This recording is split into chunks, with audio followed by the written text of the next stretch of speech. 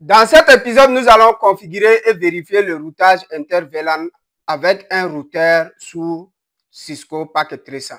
Okay? Le consigne de ce lab, j'ai déjà expliqué dans l'épisode précédent. Okay? Sans plus tarder, nous allons passer à la phase pratique sous Packet Tracer, okay, qui est là. J'ai déjà conçu le lab. Maintenant, on va rapidement créer les VLAN, les deux VLAN ici sur ce switch, okay, et attribuer à leur port. Je descends là. Enable conf t. Je vais créer les deux VLAN. VLAN 10. Entrée. Le nom c'est name. Le nom c'est management. MGT. OK. Exit. Et je vais créer le VLAN 20. Le nom c'est name. Pour 20, c'est le nom. C'est contact. Contact. Entrée. Exit. Voilà, maintenant je vais attribuer le VLAN au port. Face Ethernet 0/2 pour le VLAN 10, face Ethernet 0/3 pour le VLAN 20. OK, interface F 0/2. Switch port mode access dans un premier temps. Switch port access VLAN 10. Exit interface. Interface face Ethernet 0/3. Switch port mode access. D'abord, switch port access VLAN 20. Entrée. Maintenant, l'interface face Ethernet 0/1 sera configurée comme trunk. OK? Donc, je fais exit. Interface face Ethernet 0/1. Switch port mode trunk, tout court. Comme c'est un switch de niveau de la série 2960, c'est une seule commande pour rendre trunk. OK?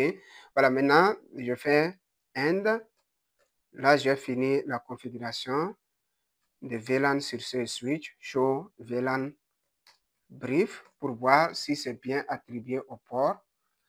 Voilà, celui-là. Et l'autre. Maintenant, une dernière commande pour vérifier le trunk. Show interface trunk. OK. Ça ne montre pas parce que ce côté est éteint. OK, côté routeur. Maintenant, je vais configurer également rapidement les adresses IP des PC. OK.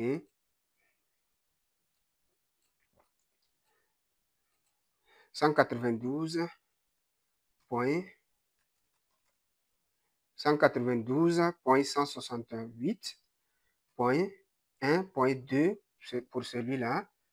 Masque /24. Sa passerelle, c'est 192.168.1.1. OK. Voilà, maintenant, je vais copier ça là. Ici, je vais modifier ça. C'est 2.2.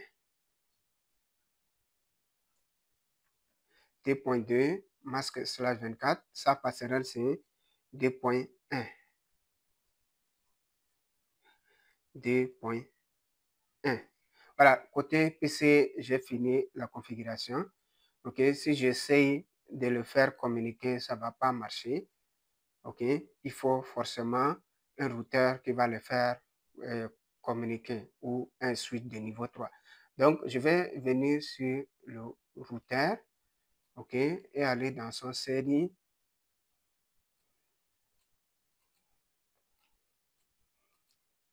Entrée, enable, conf t.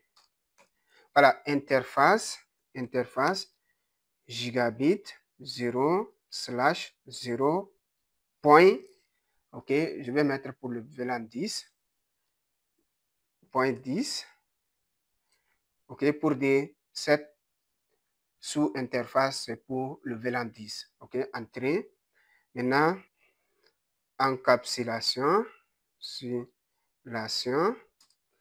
dot 1Q.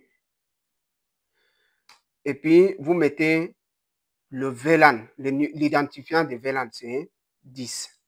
Donc, ça, c'est pour VLAN 10. Et après ça, vous allez donner une adresse IP, sinon ça va refuser. IP adresse 192.168.1.1 pour le VLAN 10, 255, le masque 255.255.0. Entrée. OK? Maintenant, je fais exit.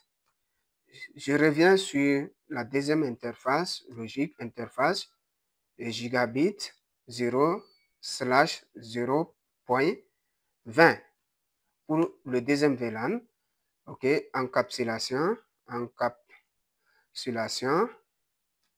dot 1Q et je mets l'identifiant de VLAN. OK, 20 pour cette interface logique. Maintenant, IP adresse 192.168.2.1 avec un masque de /24 255.255.255.0. Entrée. OK. Maintenant, je fais exit et il faut aller sous l'interface physique et l'allumer. Gigabit 0/0. Entrée. Maintenant, je vais dire simplement non shutdown et les sous-interfaces seront allumées automatiquement. OK? Voilà, les interfaces sont up, l'interface physique est up et les sous également. OK? Maintenant, si je fais show IP interface brief, vous allez voir les deux interfaces logiques avec leur adresse IP et leur statut. Voilà, les deux interfaces, OK, sont configurées sur 0/0.10 pour le VLAN 10, 0/0.20 pour le VLAN 20. OK, voilà les adresses IP qui sont configurées sur ces interfaces, leurs statuts sont up. OK, maintenant si je fais show IP route, vous allez voir le routeur est directement connecté à ces deux sous-réseaux. OK, voilà, maintenant qu'on a fini la configuration du routeur, je vais rapidement enregistrer et on va passer à la vérification. Et je vais prendre ici, faire ici. Le premier va échouer à cause de ARP. Je vais faire la deuxième fois et successful. Vous voyez, ça a marché. OK?